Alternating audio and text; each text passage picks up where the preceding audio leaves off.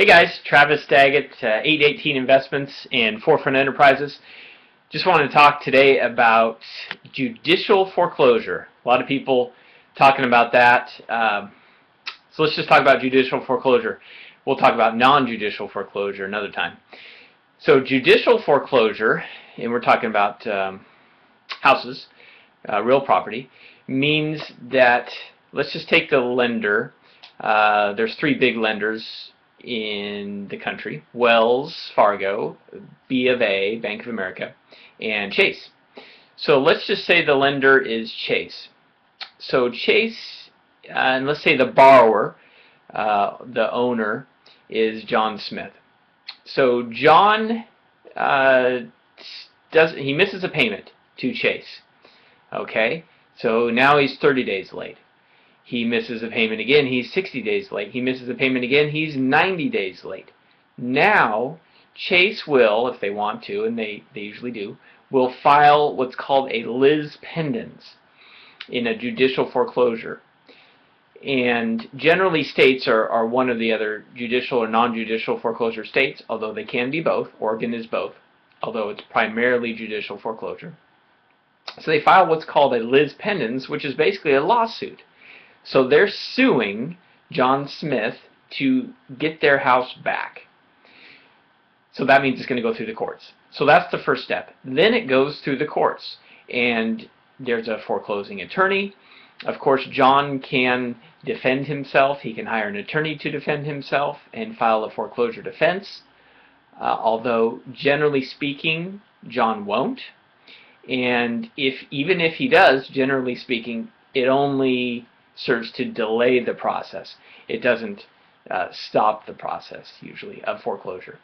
Now, of course, during this 30 or 60 or 90 days, or even beyond, John has a number of options to avoid foreclosure.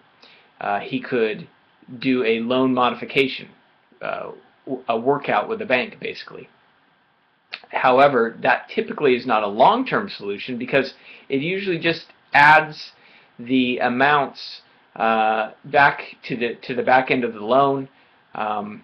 So the arrears, the amount due, or manipulates the rate, but it's only for a short period of time. So it's usually not a long-term solution. The bank may offer him a deed in lieu of foreclosure, which just means that he's going to sign the deed over to them, and it just saves them some time and money. However, it still shows as a foreclosure on his record, a voluntary foreclosure, but it's still a foreclosure. Still hurts his credit. He could also sign a stipulation agreement with the bank, forfeiting his right to the property, and we'll talk a little bit about that later.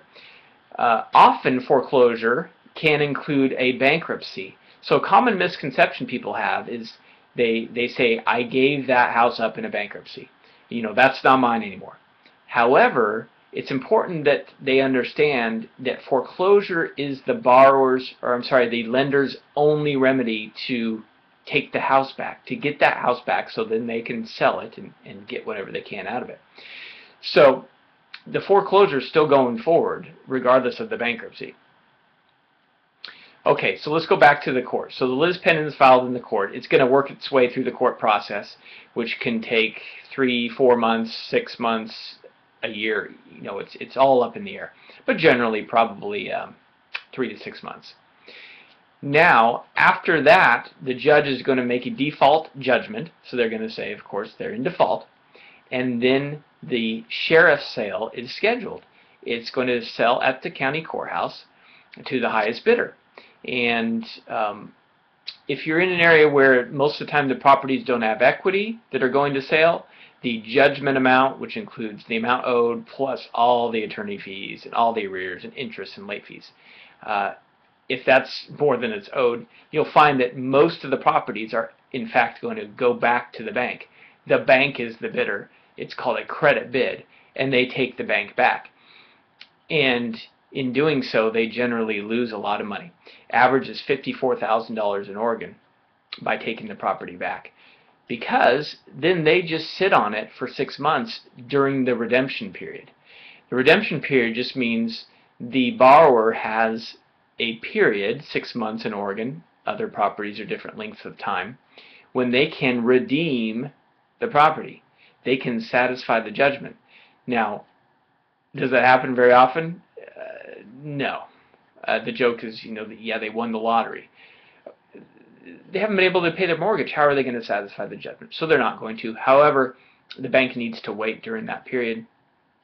During that period, vandalism, squatters, the property's only going to get worse by the time they actually are able to do something with it. So that, of course, creates a number of opportunities for real estate investors to help these people during this time period. Because remember, if they don't do anything during this time period, the borrower, all they're going to get is a foreclosure on their record and lose the ability to purchase another home for possibly 6, 7 years or more. They're not going to get any money, and they could possibly get a deficiency judgment, which means if the bank takes less than is owed, then they could come after them for the rest. They could have a tax liability because of that too. So they have some opportunities there. They could, if they don't have equity, they could do a short sale, settle the debt, and avoid foreclosure. If they do have equity, of course, there could be a deal worked out there. A lot of different scenarios.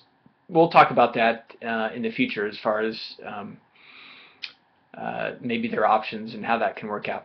But just want to let you know about judicial foreclosure and how that works, and just to give you a little bit of an idea of how, as an investor, a real estate investor, you could help them. All right, see you next time. Travis Daggett, 818 Investments and Forefront Enterprises. Any comments? That'd be awesome. Questions? Love to engage on this stuff. See ya.